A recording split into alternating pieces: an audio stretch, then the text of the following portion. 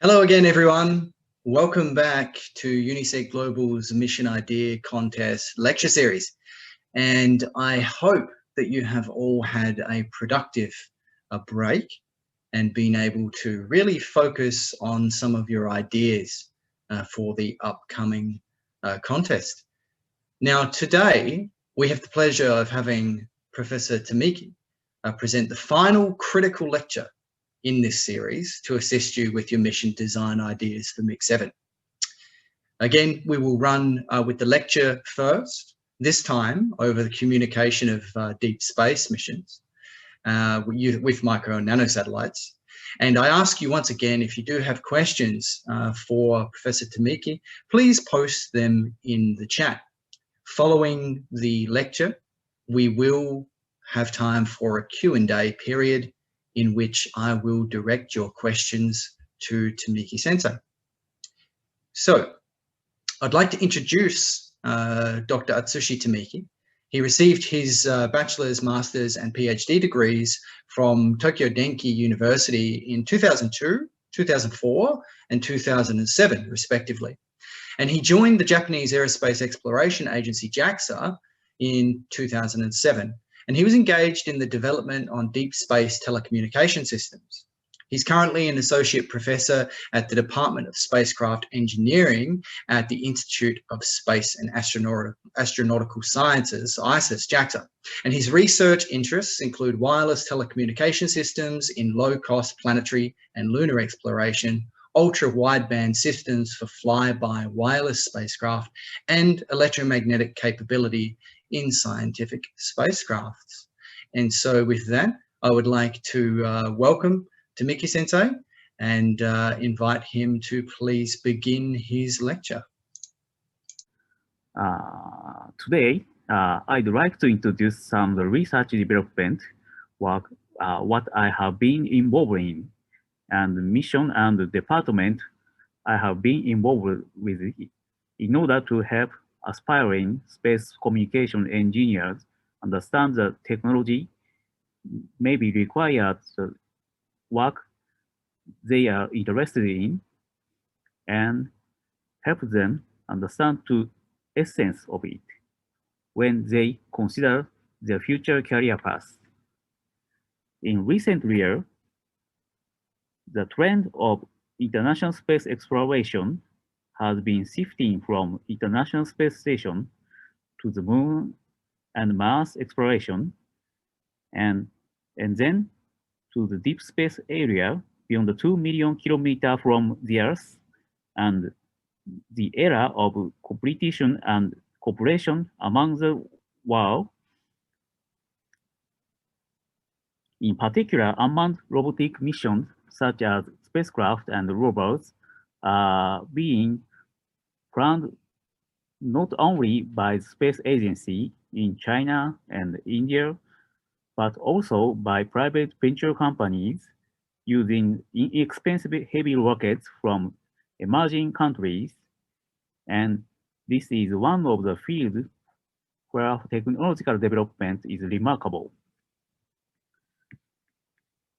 Japan space science and exploration will be carried out under a strategic plan to acquire key technologies for period from 2020 to 2040, with the aim of maintaining and strengthening the industrial, scientific, and technological foundation for expansion of space development and utilization, as well as the scientific exploration of beginning of the universe, the formation of structure from galaxy to planet, and origin of the solar system and life. At the same of to maintain to strengthen the industrial, scientific, and technological infrastructure for expansion of space utilization, we declared to the research, development, and demonstration for acquisition of strategic key technologies for the period from 2002 to 2020, 2020 to 2040s in the space science technology roadmap. From the mission roadmap presented here, the concept of the ISAS deep spacecraft mission is summarized mainly for space exploration as shown in this slide.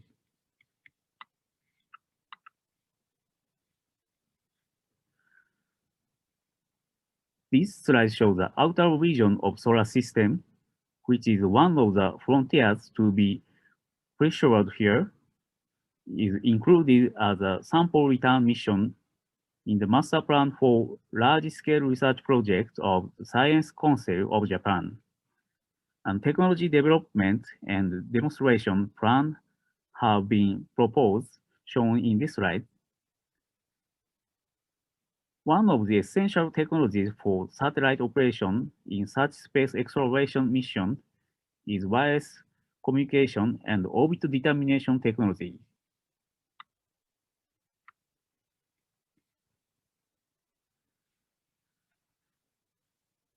Hayabusa 2, launched in 2014, arrived at the asteroid Ryugu in June 2018 and succeeded in observing the asteroid from a very close distance, which had never been seen by human before.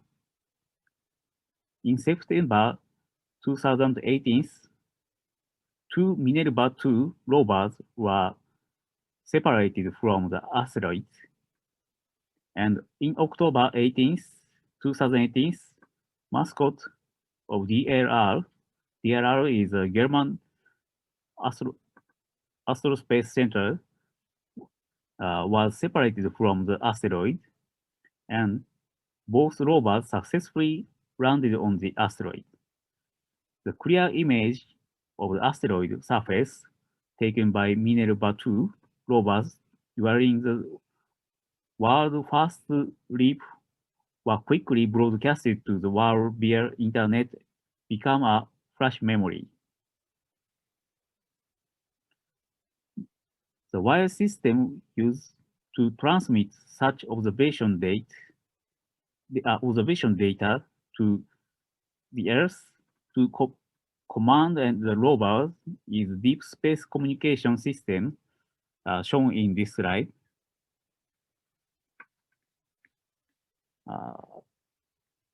This photograph A is the 64-meter antenna of the Deep Space Center, and B is a Hayabusa 2 spacecraft, and the C 54-meter antenna Misasa for K-band reception. Now we have developed that the big dish antenna, which is currently under construction.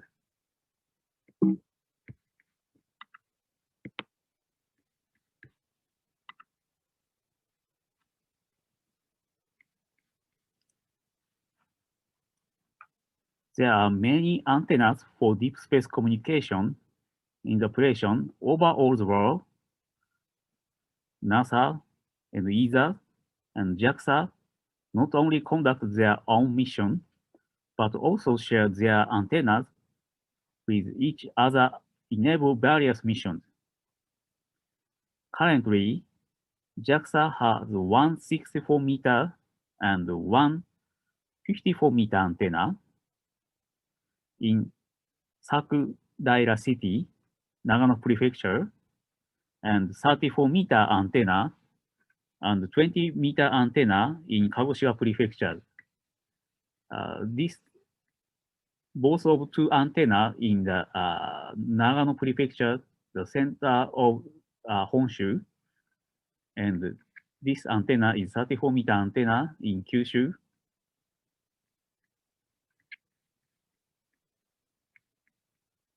Okay, next slide. This slide shows in the resource of DSN worldwide antenna network, one 74-meter antenna and four 34-meter antenna in the one complex. Here is a Goldstone in the United States. And here is a Madrid in Spanish. And here is Canberra in Australia. These antennas capable of operating more than 100 space exploration missions simultaneously.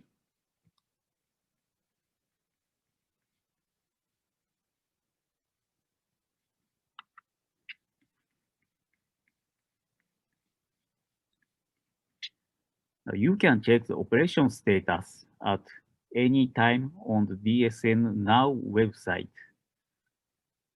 In this way, DSN can communicate with the spacecraft continuously by placing Earth station every 100 degrees. Goldstone ground station receives signal from the Pluto probe. By combining the signal from the Pluto spacecraft, the signal output of total of 5 antennas into one array, the signal to noise ratio of weak signals can be increased to improve the communication speed. The visible range each antenna is overlapped in order to take the spacecraft over the next station.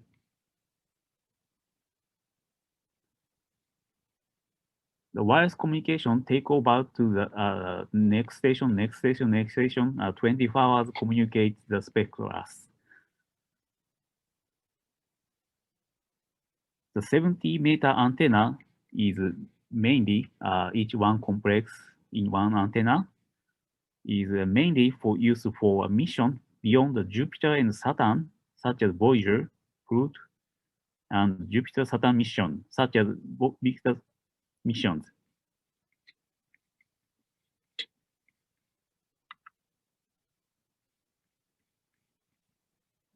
Okay, next slide. Deep space telecommunication systems provide 4 fundamental functions: command, telemetry, and position and velocity determination, and atmospheric measuring during the occultation. The telecommunication system is used to precisely determine spacecraft position and velocity, both for navigation and for radio science, such as geodesy and gravity field measurement. The spacecraft receive radio wave transmitted from the Earth station, demodulate and decode the command data, and pass it to the onboard computer. Onboard computer is OBC to control the spacecraft for mission execution. At the same time, engineered data collected by the OBC and science data observed by the OBC and encoded and modulated as telemetry and transmitted to the Earth via radio wave. In addition, the spacecraft need to know exactly where it is in space, so it measures the distance and rate of change of distance from the Earth station by sending back carrier signals and ranging signals at the same time as the data communication. Since the X-band frequency is mainly used in deep space exploration, we call it a transponder. The antenna forecast value obtained from the trajectory calculation allows the antenna with high gain to be accurately pointed at the spacecraft. The voice loop allows the satellite operator and the station operator is here to communicate as needed for the satellite operation.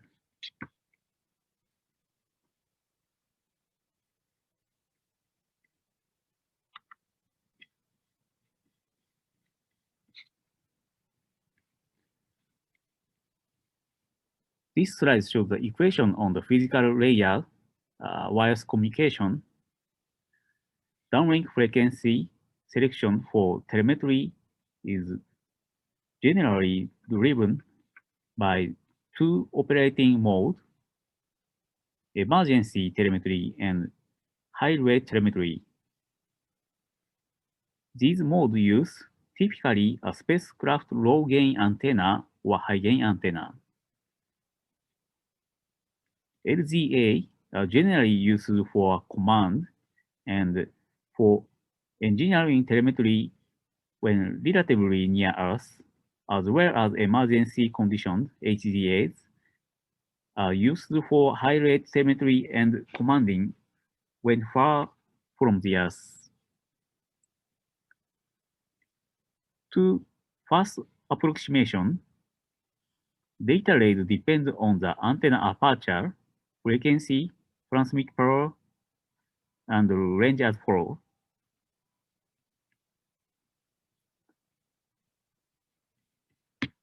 Where PT is transmit power, AT and AR are transmit and receive antenna aperture, respectively. F is frequency and R is the range between the transmitter and the receiver. Equation demonstrates the data rate that a communication system can support between the two aperture limited antenna is to a fast approximation is proportional to F. The ground antenna can be considered a fixed aperture resource, while the aperture of spacecraft high-gain antenna is normally limited by configuration consideration independent. To a fast approximation of frequency, thus communication throughput, the spacecraft HGA improves the square of frequency once again to a fast approximation. A frequency above S-band, other factors become significant at X-band. Rain attenuation can be significant on the downlink, through this generally has not caused serious problem. The ratio of F between S-band and X-band in deep space band is approximately 13 times, and we see this level of improvement in practice. The data rate supposed by a ground station receiving signal from the fixed RF power, fixed aperture spacecraft is gradually 13 times higher at the X-band than at S-band. There are substantial additional degradation at K-band. These include severe rain loss, lower SSPA power conversion efficiency, and reduced antenna efficiency due to greater sensitivity to antenna surface in surface imperfection. These and other additional graduation limited by the performance improvement in going from X band to Ka band.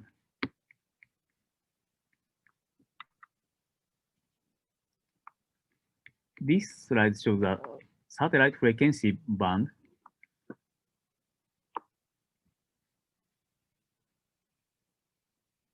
For the reason in the previous slide, it is recommended that deep space communication use frequency above the X band.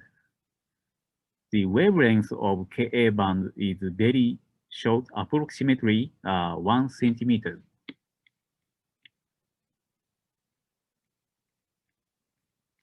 We have a common frequency using for space exploration.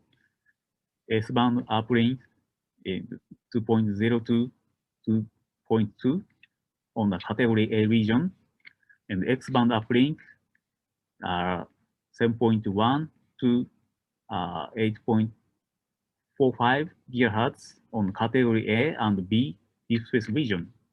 K-band downlink is 33 gigahertz in downlink only.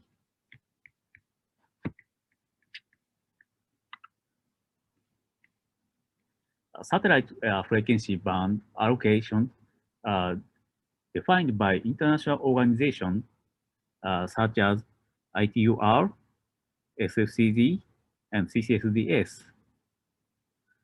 Command uplink and telemetry downlink are divided into their own frequencies and also used by channel allocation. Each spacecraft assigned a frequency after international coordination, including the presence of absence of interference to the other communication systems, and the radio station license is granted by the regulatory authority of each country. In recent years, advances in semiconductor technology, such as MMIC, have led to the increased use of the X band and Ka band, which allows for wider bandwidths.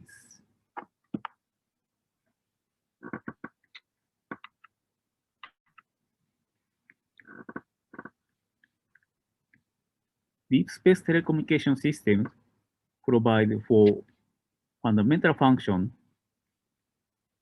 command and telemetry and position and velocity determination and atmospheric measuring during the occultation. The telecommunication system is used to precisely determine aircraft position and velocity both for navigation and radio science such as geodesy and gravity field measurement. The spacecraft receive radio wave transmitted from the station, demodulate.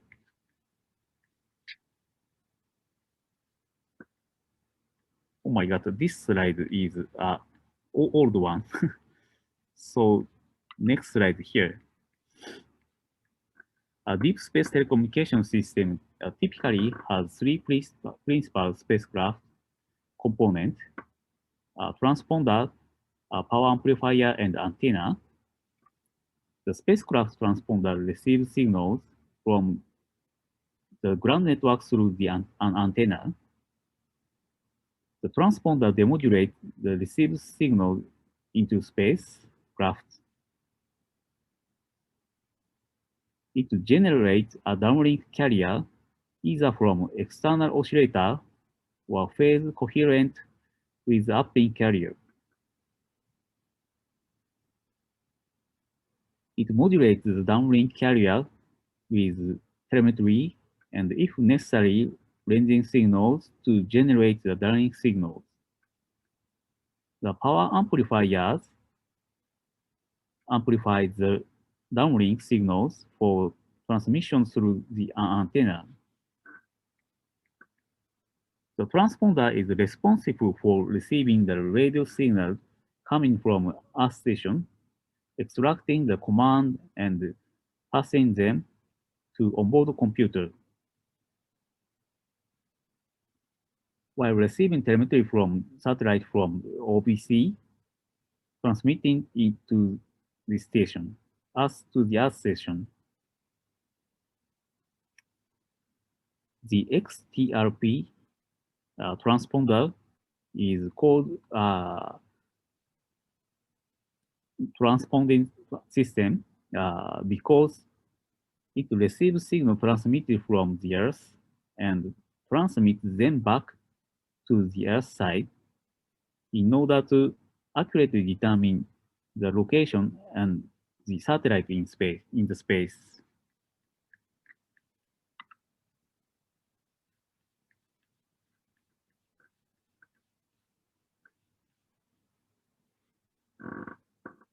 This slide shows the telemetry channel encoding that improved the bit error rate. Bit error rate depends on the signal-to-noise ratio. Signal-to-noise ratio is regulated that noise value uncoded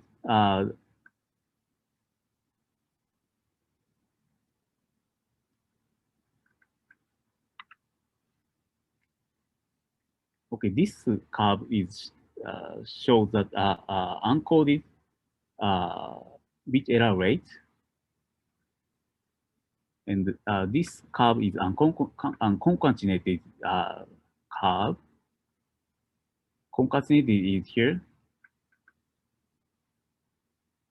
We are also using the concatenated code for the satellite telemetry communication, such as high-speed telemetry and emergency telemetry communication simultaneously.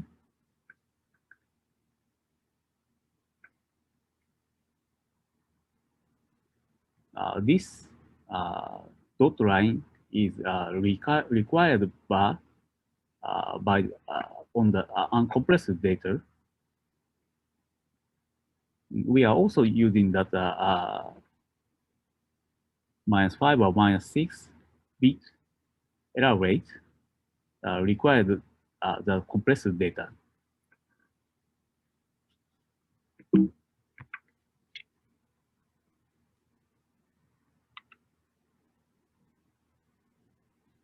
Okay, next slide. This slide shows the overview of deep space communication system and satellite. Deep space communication systems have long been developed with use of high-gain directional antennas, such as parabolic antenna, narrowing or frequency boundaries, pursuit of transmission power efficiency by combining vacuum tube amplifier and phase modulation method, and low noise communication systems such as low noise amplifiers and ultra low phase noise oscillators. In addition, we have pursued the limit of the individual technology level. On the other hand, recently here, with the remarkable development of terrestrial information and communication technology, advanced signal processing technologies such as high efficient modulation and coding have become available due to emergence of new semiconductor process and high integrated circuit. As a common technical issue, this slide discusses how to improve the communication performance of the ultra-small spacecraft as shown in this slide, which are expected to be used more and more in the future. This figure and this photo shows that micro mission for deep space exploration namely Procyon here, 50 kilogram class microspacecraft, and B is Omotenashi. Omotenashi is a moon lander developed by JAXA. 6U CubeSat, and C is Equarius, developed by the Tokyo University of Tokyo. 6U CubeSat is a very small microspacecraft.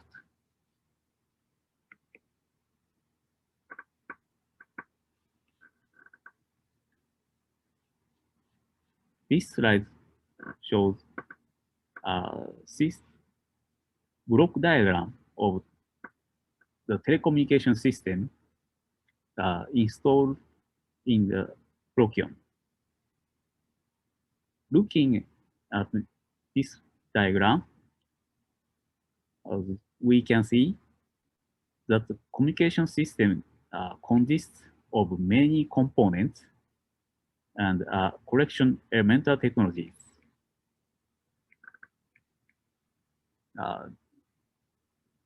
You can see that this figure shows the LGA low gain antenna, and this one is MGA and HGA. MGA is the media gain antenna and high gain antenna. Procyon have a switch used for that changing the antenna.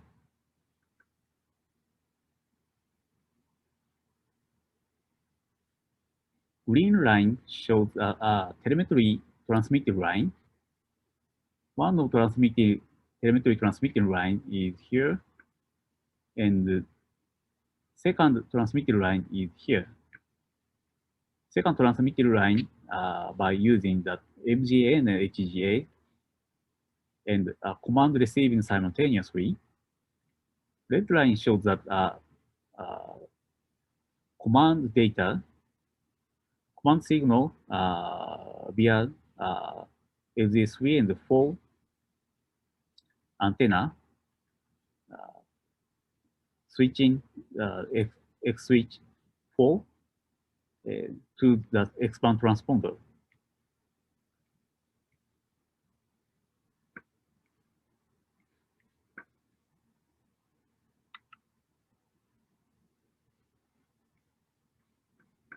This slide shows a comparison of spacecraft frequency band and total mass.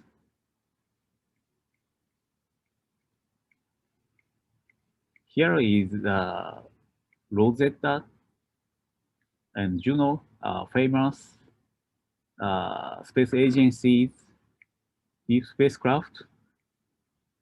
And here is a Hayabusa 2, 600 kilogram by using the X-band, K-band frequencies. 2004 launched 2014, and Planet C is here, and Planet A, Icarus New Horizon, 465 and 310, very lightweight. And next, Procyon, 65 kilogram, to launch 2014 here. And finally, Omotenashi and Equarius, developed by JAXA and the University of Tokyo. Total mass is 14 kilogram in X-band communication. Will be launched on this year. 14 kilogram total mass is extremely lightweight.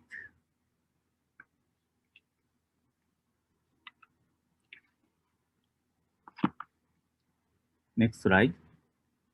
This slide shows a comparison of resource of JAXA spacecraft and University of Tokyo micro spacecraft. Procyon is here, and Equus is here. 6 CubeSat resources are extremely small, like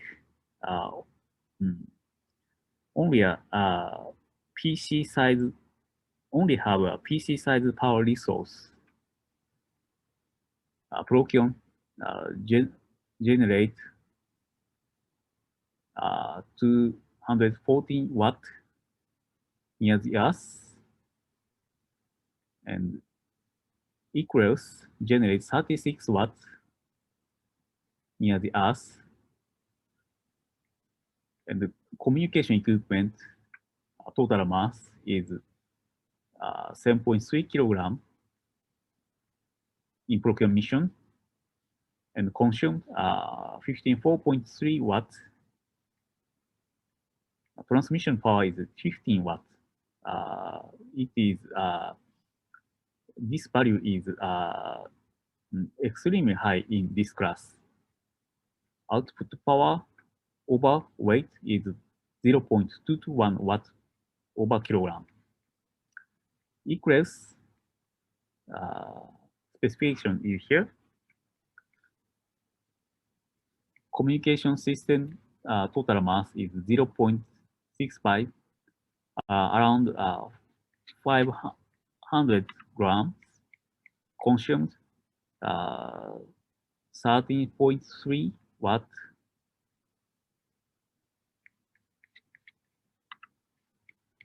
And the SSPA output transmission power is 1 watt.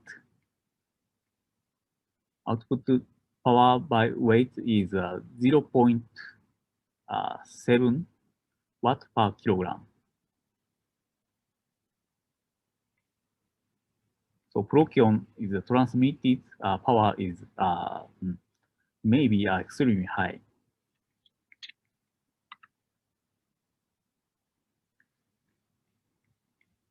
This slide shows the comparison of deep space transponder. Procyon's XTRP here has a physical dimension of 120 by 120 by 100 millimeter and mass of 1.17 kilogram. Power consumption is less than 12 watts when transmitting and no more than 8 watts when receiving. Equals XTRP here.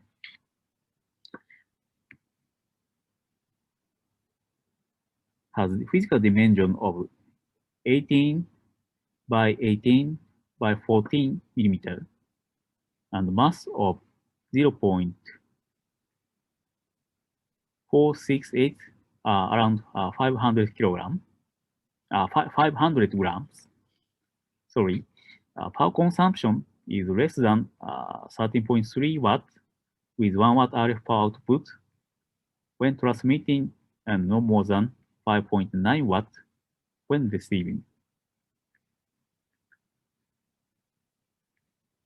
The fact that it is small yet multifunctional with low power consumption is due to use of consumer FPGAs, but there is always a concern about malfunction due to the effect of radiation in the space environment. In order to investigate the effect of heavy particle, a type of cosmic radiation, on FPGAs, we brought a prototype breadboard model of the XTRP, external transponder, to the Takasaki Advanced Radiation Research Institute of Japan, Atomic Energy Agency, and conducted irradiation tests to confirm what phenomena occur when the transponder is operating The results of this study were as follows. The FPGA of the XLP contains circuit for detecting of rewriting of logic circuit and overcurrent protection. And the FPGA is raised by a timer from the OBC to avoid malfunction during the operation. And sufficient consideration was given to space radiation. In addition, proton test of the photocoupler was conducted at the Wakasa 1 Energy Research Center to estimate the lifetime of the power supply parts of the XTRP and XSPA.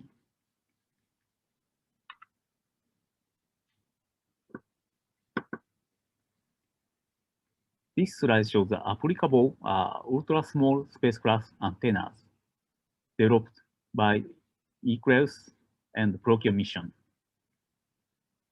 For example, the Procyon antenna is designed to be light with a total weight of 1.2 kilogram and low in height. Small secondary payloads are limited in size and weight, so as not to affect to the launch of the main satellite. In order to make full use of the limited size of the satellite, the antenna must be as small and low in height as possible. In addition,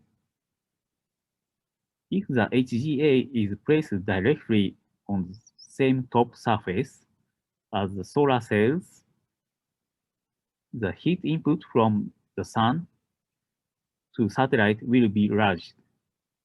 Therefore, germanium deposit Kapton sheet are placed on the top surface of the antenna to change the thermal optical properties while maintaining the radio wave transmission characteristics, and an air gap is created between the antenna, the satellite insulate it.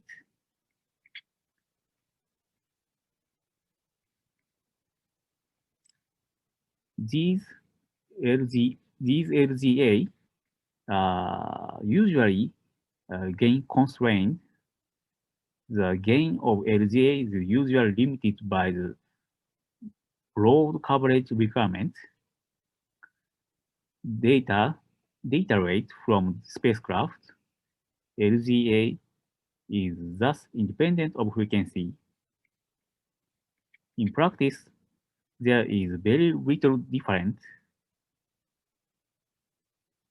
in the data rate for downlink telemetry from LGA with equal gain at X band. However, performance much worse of the X band through LGA due to the same degradation cited above.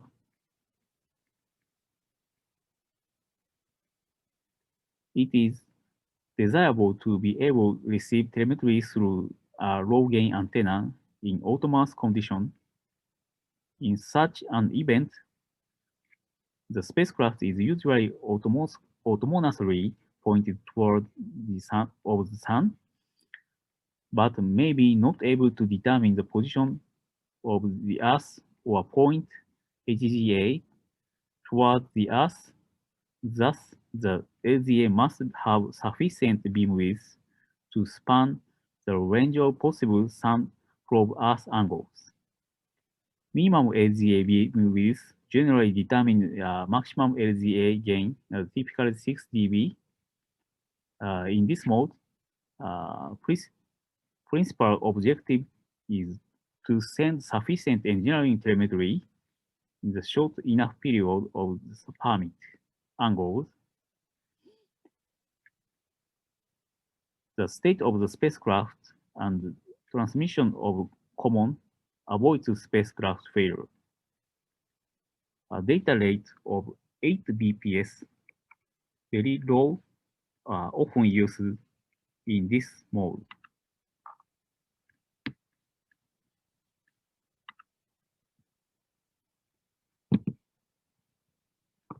This slide shows the summary of the onboard telecommunication components specification, such as physical dimension, weight, RF characteristics, and power consumption.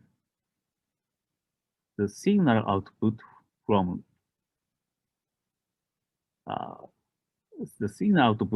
the repeater is weak and need to be amplified to reach the Earth.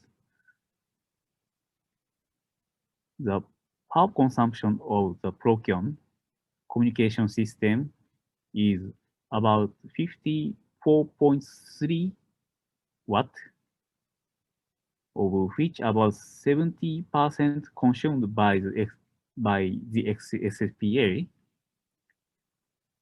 Therefore, we newly developed a combination of semiconductor device using the latest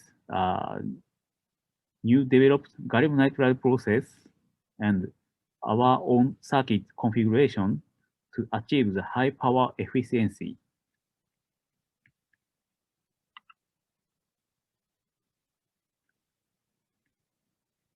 This slide shows that command and telemetry performance, assuming the Procyon onboard telecommunication system.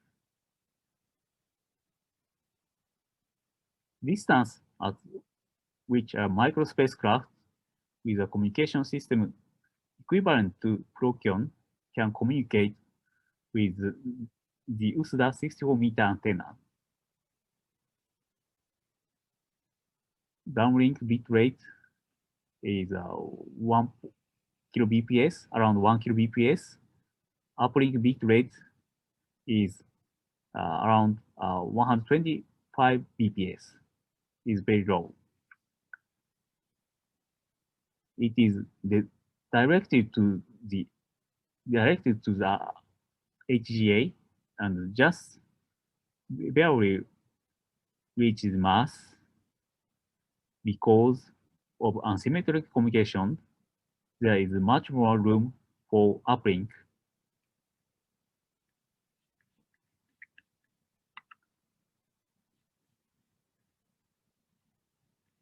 And then next slide. This slide shows that distance at which a microsatellite with communication system equivalent to Procyon can communicate with the USDA 64-meter antenna. Downlink bit rate is 125 bps. Uplink bit rate is 125 bps. The telemetry is just barely reached from Jupiter, even if the HGA oriented. Directed communication with Jupiter is possible by improving the antenna SSPA coding by about 10 dB. But relay communication with the mothership is essential for high bit rate.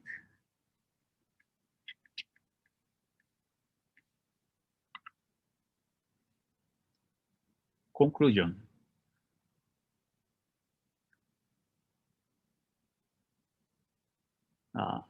As satellites become smaller, the power generated by SAP is solar generates electrical power becomes smaller, and the equivalent isotropic radiate power, EIRP, which radiate radio wave into space, decreases significantly. For nanosatellite to communicate in deep space, a decrease in ERP means a decrease in communication data rate. In order to communicate with the Earth at practical communication speed, it is essential to improve the ERP. In addition, antenna directional control, free motion is required to the Earth, the attitude constant. Reduction of and next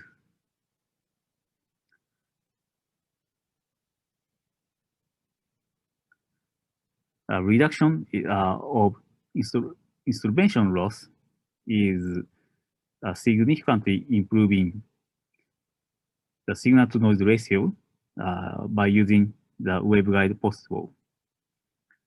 Planar patch antenna or such as deployment high gain antenna is 2. Improvement power efficiency by new semiconductor device.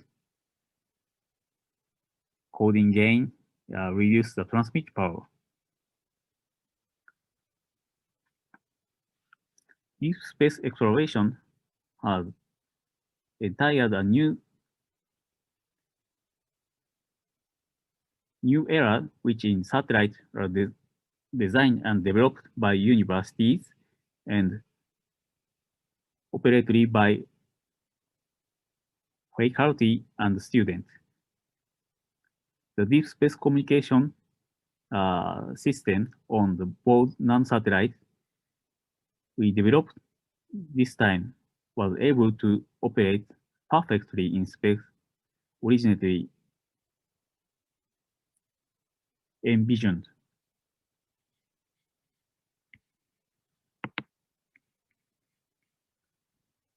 The next conclusion is since the resource of bus section will be reduced, it is also essential to make the communication device smaller and lighter.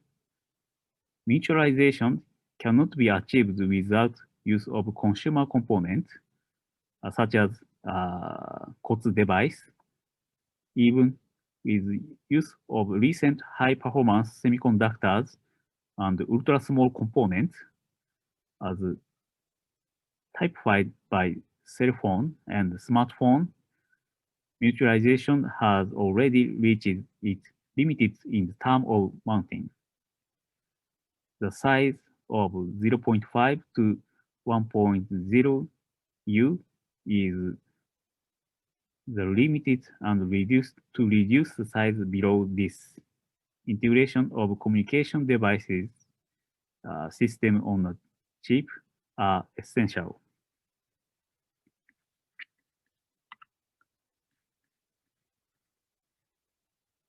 Okay, this slide shows the reference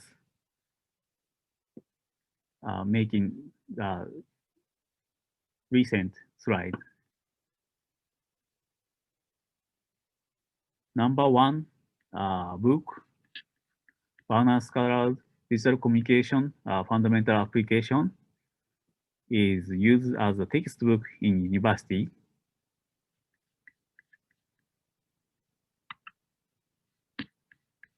And reference 2 from 1 to 5 document is the United States Jet Propulsion Laboratory, which has been at the forefront of space exploration since dawn of time, provides a textbook, variable operational result of free charge you get from these website. Use this paper and book for your study. Okay, thank you very much for kindly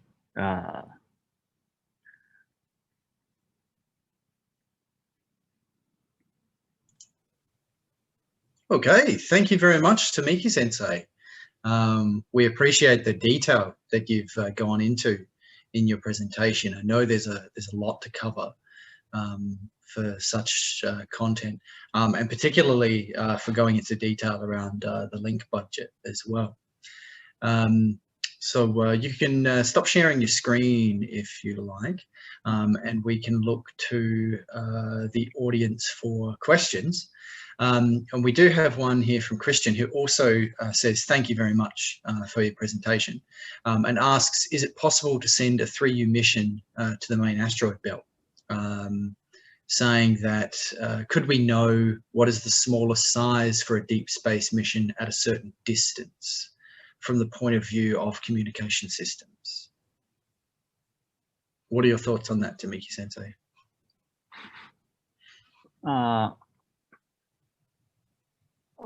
First question. The first question was about sending a 3U mission to the main asteroid belt. Mm-hmm. And if that would be possible or practical. Yes, I think maybe 3U mission have a constraining that power consumption and component masses maybe too hard to the development. I think 6U or more biggest 18th is useful for that deep space mission. I think 6U is limited purpose for the deep space mission. I think so. Right. So essentially, the smaller you make your satellite, the more limited your ability to actually perform particular tasks, or perhaps even the lifetime of the satellite might be reduced. You have to start making concessions around your mission design, which may not be ideal, right? Yeah. Yeah. And I mean, following up from that, the second question is about the smallest size for a deep space mission. So you said above 6U, right? Yeah. And are you suggesting that particularly from the point of view for communication? Is that the reason why you're suggesting that? 6U is Jet Propulsion Laboratory successful communicate 6U satellite from Mars orbit. So 6U mission is ability is that interplanetary mission. So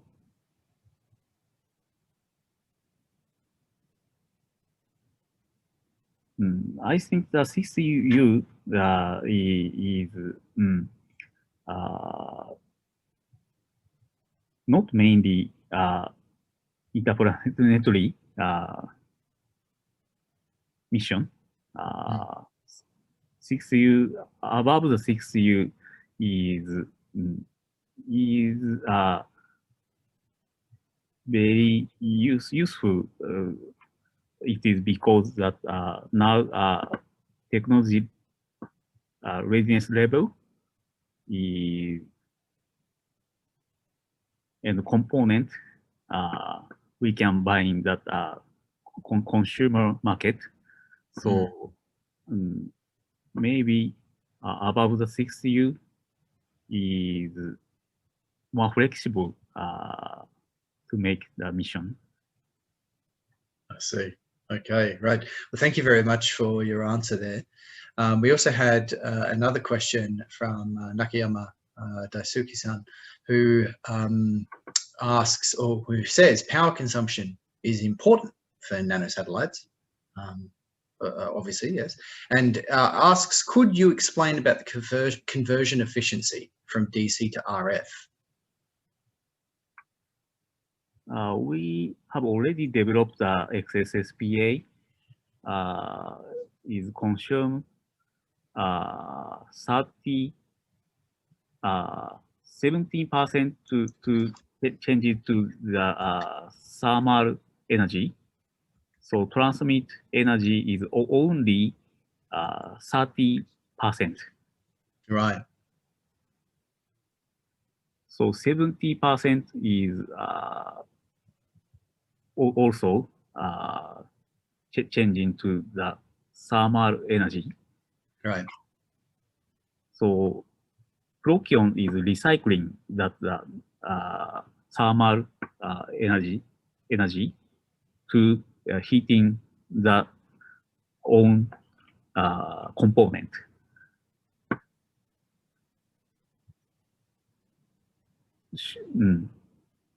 So energy recycling inside the spacecraft is very important. Right. For that energy conversion ratio is low. Right. Yeah, that's actually interesting. I am surprised to hear that the conversion rate is so low and so much of the energy is actually lost to thermal losses. Are there innovations, or is there room for improvement in that space?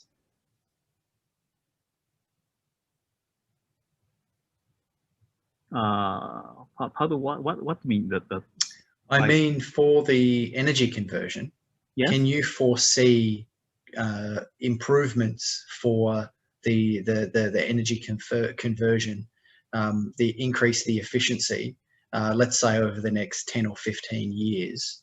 And if you can, how would that then change, I suppose, communication for deep space missions, particularly for nano and micro satellites? Okay, nowadays, new semiconductor process is developed, such as gallium nitride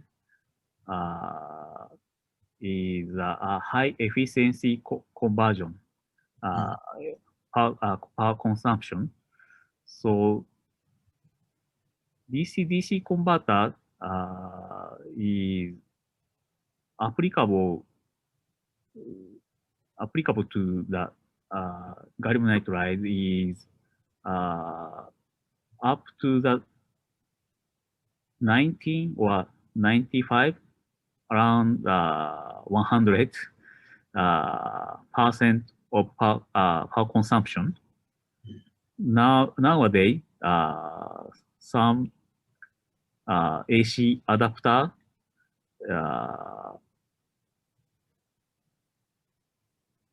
we can buy that Amazon or something. Very high efficiency AC-DC converter is used gallium nitride semiconductor technology. So this technology is applied to the spacecraft. So we will improving that power efficiency.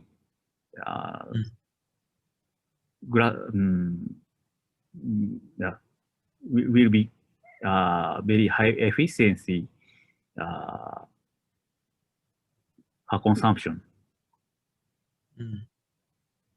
Dramatically improving. Right, I see.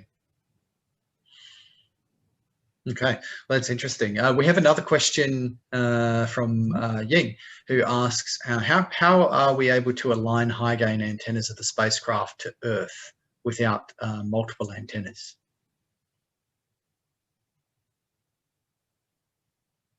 Prokion have one HGA and one MGA and 4 LGA. High gain antenna used for the high data rate communication to the high data rate telemetry transmission to the Earth. And low gain antenna is also emergency communication. Low gain antenna have widely beam width. One antenna have 2 pi Steradian beam width, So any other direction, receive and transmitting radio wave. So needed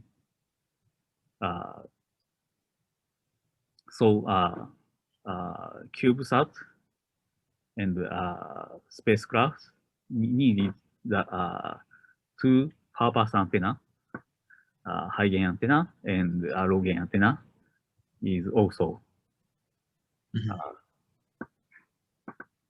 Right. So having the two is recommended and necessity, at least for as a backup or redundancy for emergency communication. Yes, Equals 60 CubeSat have two antenna. One of antenna is LGA, and telemetry high data rate communication antenna is MGA. One MGA having. So. Ying, did that answer your question? Just want to make sure that we've covered it, and the same would then go for as well for Nakayama and Christian. Yeah. And please, if anybody else has any other questions, please post them in the chat. But Ying, if you can confirm whether that was the type of thing you were looking for with that, that'd be great. I think, Tomiki Sensei, I'd like to ask you as well, just very broadly, I suppose, because our attendees are looking at designing missions, right? That's the whole purpose of we're going through these lectures, and we're wanting to learn about this so that it can assist them with their mission ideas and their design to make it feasible. And they need to give a technical description. Now, they are able to, within the restrictions of the competition, use the communication system that Procyon has. Yeah. So the same transponder, the same power amplifier. So knowing that, is there any specific advice that you would give to our participants, knowing that they are able to use the same communication system of Procyon, and obviously they're going to be looking at vastly different mission designs, but just as some general tips or advice when thinking about how to effectively make use of that communication system. So Procyon is was explore deep space communication beyond the 0.4 AU. AU is astronautical mile. So 15 kilogram mission around the microsatellites for well-known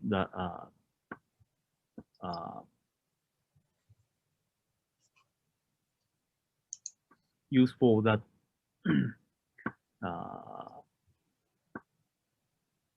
use for the around Earth mission, but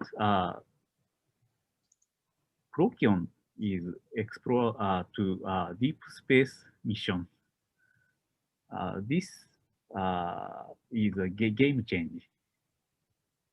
Very small and lightweight mission, not for useful the deep space mission.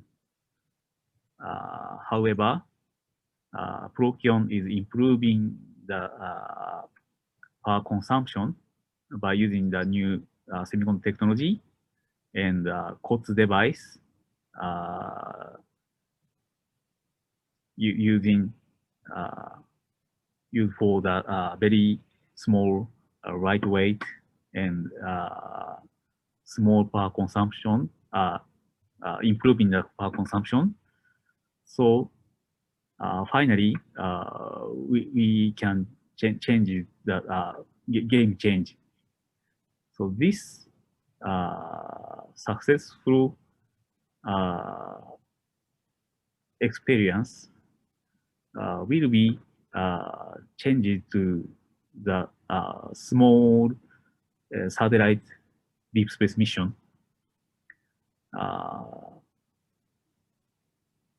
All of college students and some of commercial companies, people towards the deep space mission by using that small spacecraft. So we can game change by using 50 kilogram is a very big opportunity in 2014. So UNISEC people we designing the small, ultra small deep space mission.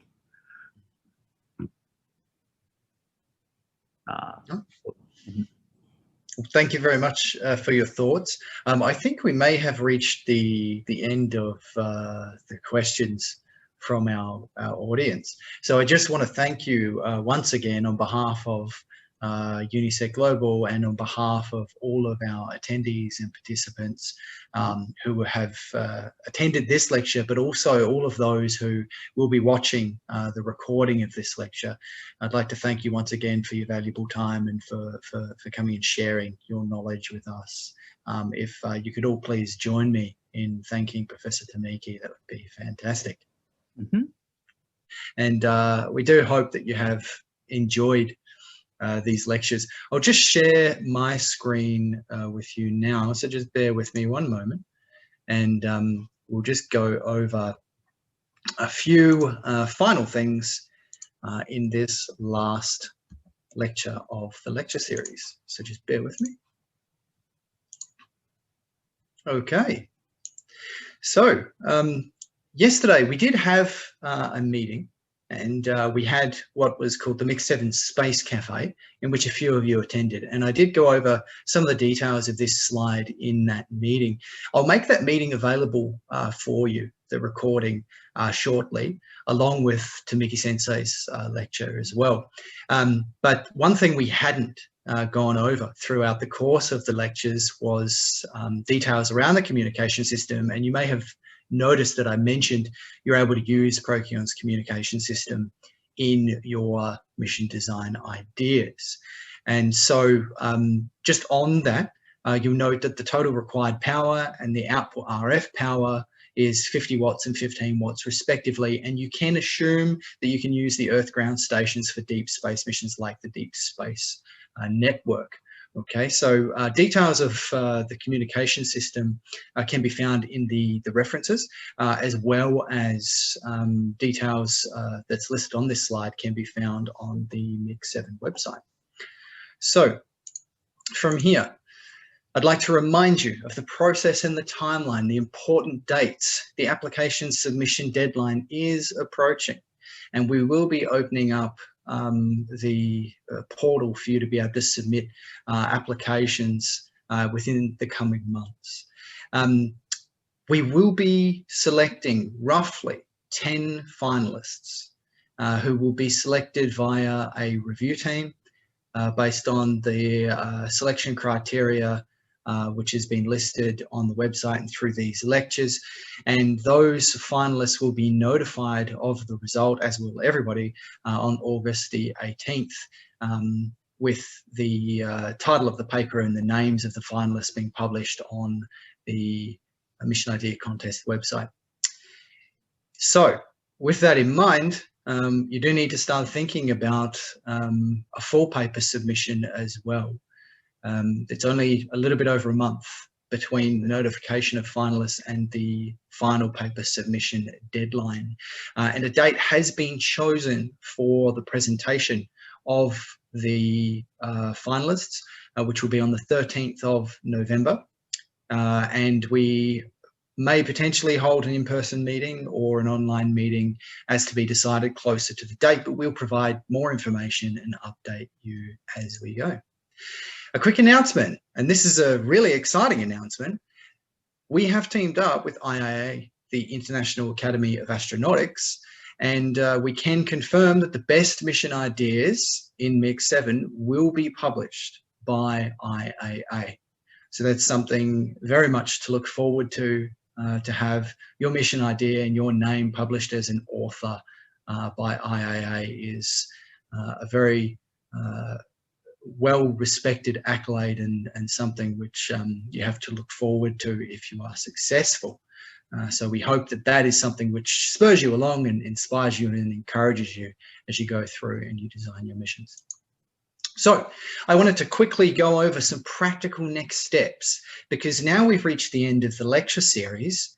You may be wondering, okay, well, where do I go from here? What do I actually do? Perhaps you haven't actually started writing your mission idea. I hope that you have, but if you haven't, these are just some ideas. First step, download the abstract template. I've been saying this on multiple occasions now, but you really need to do that and to follow it. It does give you some detailed information onto how to write your abstract.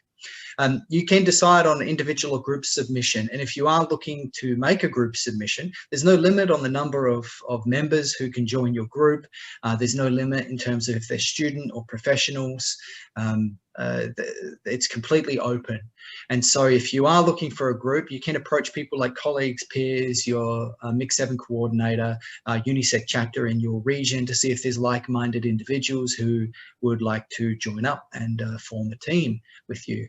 Perhaps having a team can help promote more ideas and give you insights that you may not necessarily have had by yourself, especially if the scope of your mission is something which is particularly innovative or difficult to accomplish. Having more minds around you is always something which we encourage and welcome. And the third step I've listed here is to create a schedule or a plan. Obviously, you're planning a mission, but you have to plan your mission.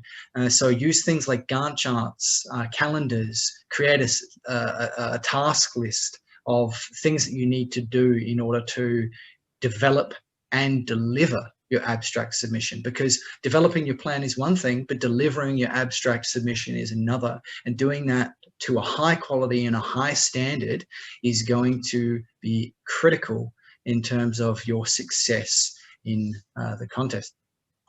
Nextly, you can brainstorm mission ideas, even if you don't know exactly what you want to do, where you want to go, or how you're going to get there. This is the where and why, and this is really the bulk of your abstract. You need to have a good idea about what you're going to be doing, and maybe you can just start with brainstorming. And I would suggest, if you have brainstormed some ideas already and you haven't yet determined which one you would like to explore and develop further, is to do a very basic literature review. I'm not talking about a deep dive here, not yet, not in this stage, but just to get some idea on the basics, or similar missions, or what potentially could go wrong, or you need to determine things like the feasibility and how innovative your mission design might actually be.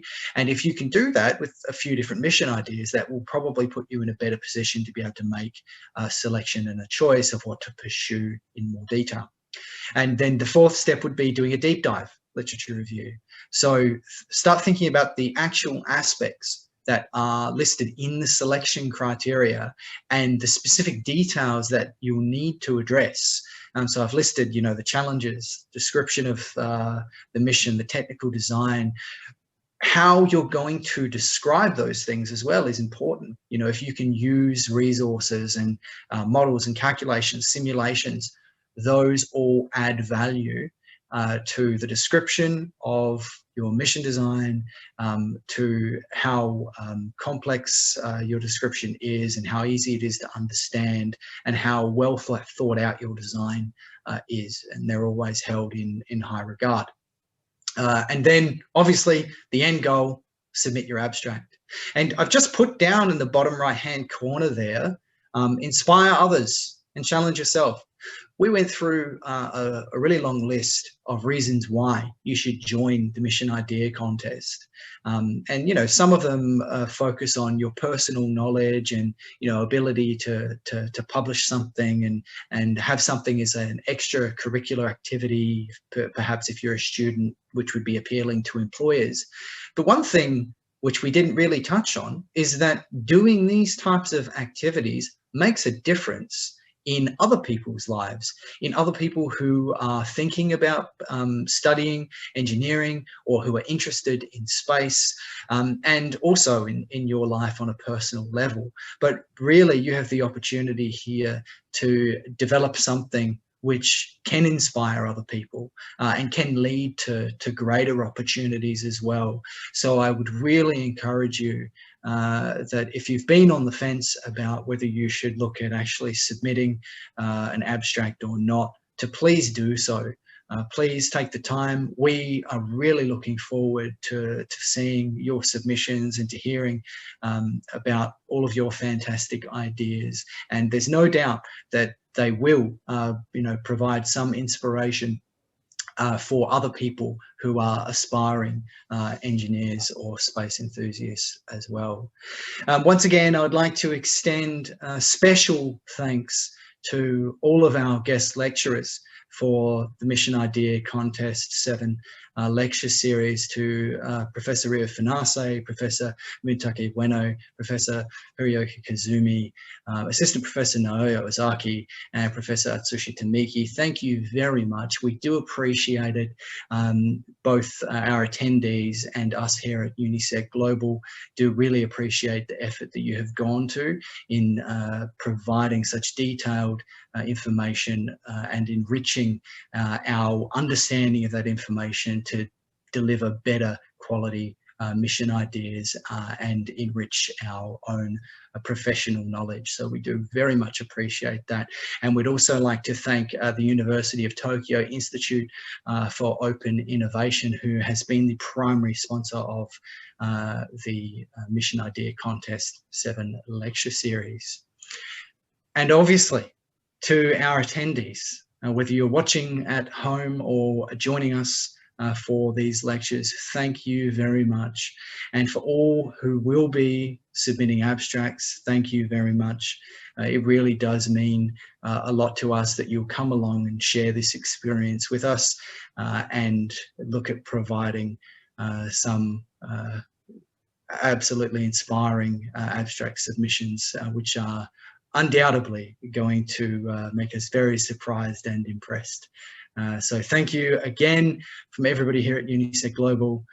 Thank you for joining us. And if you do have any further questions, inquiries or queries, please contact the MIC office.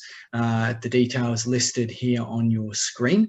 And also make sure you check the Mission Idea Contest website on a regular basis for updates, and we will be in contact throughout the next few months to follow your progress and to update you on details of presentation, as well as when the abstract submission portal opens. So with that, I'd like to conclude the meeting and extend my thanks once again, and best of luck in your mission design ideas. Thank you. Thank you very much.